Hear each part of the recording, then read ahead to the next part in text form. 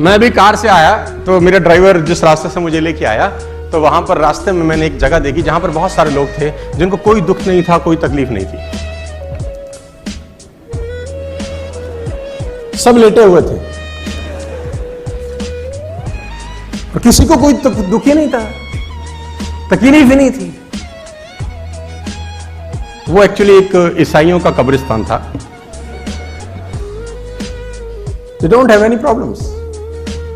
और आप भी चाहते हैं कि आपकी दुख तकलीफ दूर हो जाए। अब कितने लोग चाहते हैं उनकी दुख तकलीफ दूर हो जाए? हाथ कैसे रैपिड नीचे गए सबके ना यार। Problems are a sign of life my dear friends. Problems are the sign of life. जब तक हम जिंदा रहेंगे तब तक समस्या रहेगी। जिस दिन समस्या खत्म हो गई समझ लो जिंदगी खत्म हो गई। और जब आपकी जिंदगी में कोई समस्या ना हो ना तो घुटनों के बल बैठ जाना और ऊपर देख के बोलना, भरोसा खत्म हो गया क्या? अगर नहीं तो समस्या भेज, निपट लूंगा, चिंता मत कर।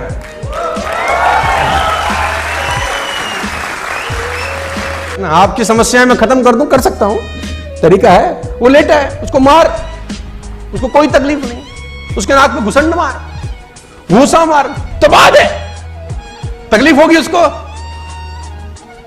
वो लेटा है, कह रहा तू करे जा। तकलीफ हो गई उसी को जिसकी जिंदगी में कुछ ना कुछ चल रहा है। ट्रेनिंग का बहुत जरूरत है सर, बहुत ज्यादा जरूरत है। और जैसे कहते हैं ना कि वो जो कोयला रहता है वो अंगीठी के अंदर गर्म रहता है। कोयला अंगीठी में गर्म रहता है, जैसे अंगीठी से बाहर निकलेगा ठंडा हो जाएगा।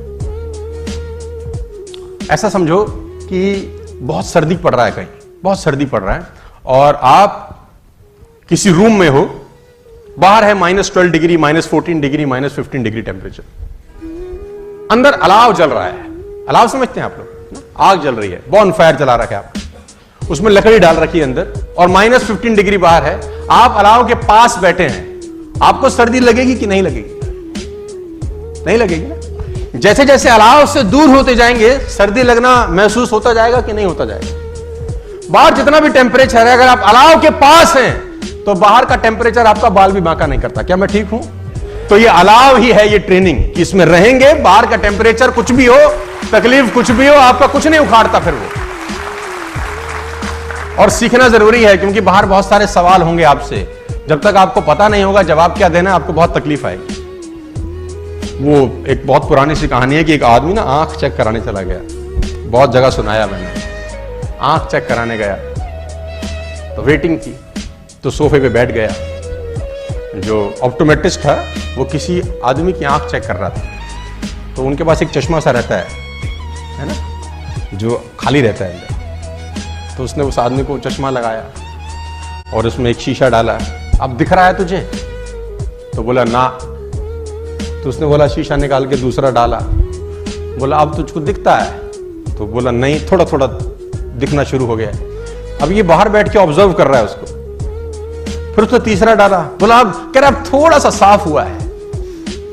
फिर उसने चौथा शीशा डाला। बोला हाँ अब मुझे बिल्कुल दिखाई दे। तो उसने पर्ची बनाई कि बाहर चश्मा बना दिया। अब ये गया, अब इसका नंबर था, ये तो देख रहा था बहुत देर से। अब उसको भी वो चश्मा लगाया जिसमें 2 छेद थे। पहला शीशा डाला तो तुझे दिख रहा है? बोले नहीं। तो उसने वाला निकाल के दूसरा डाल दिया। बोला अब दिख रहा है? बोला अभी भी नहीं। उसने फिर तीसरा डाला। बोला अब? बोला अभी भी। चौथा नहीं, पांचवा नहीं, छठा नहीं, सातवां नहीं, आठवां, जितनी ट्रे थी सारे डाल डाली। अब कह रहा नहीं। तो जो चेक कर रहा था उसने बोला नहीं पढ़ा जा रहा? कह रहा नहीं। बोला पढ़े भी हो? तो बोला नहीं, इसलिए तो पढ़ा नहीं जा रहा। तो बोला यहां क्या करने आए हो? तो बोला हमको लगा चश्मा लगाने से दिखता है। उसको बोला चश्मा लगाने से दिखेगा तभी जब पढ़ाई अंदर पहले से होगी। अंदर से होगी तभी दिखाई देगा, अंदर से होगी ही नहीं तो दिखाई। मैं चाइनीज लैंग्वेज लिख दूं यहां, चाइनीज, कुछ चाइनीज, ची चो चा चा चो है, ऐसा कुछ लिख दूं तो तुम पढ़ पाओगे क्या? जबकि तुमको दिखता भी है, परफेक्ट नजर आता है। चाइनीज लैंग्वेज पढ़ पाएंगे? अरबी लैंग्वेज यानी पढ़ भी वही पाएंगे जो ज्ञान पहले अंदर होगा ना। जो होगा ही नहीं उसको भी नहीं पढ़ा जा सकता। बाहर बहुत सारे सवालों के जवाब तुम्हारा इंतजार कर रहे हैं, लोग तोपें लेके खड़े हैं बाहर और चट्टी में बम लगाने वाले हैं तुम्हारी।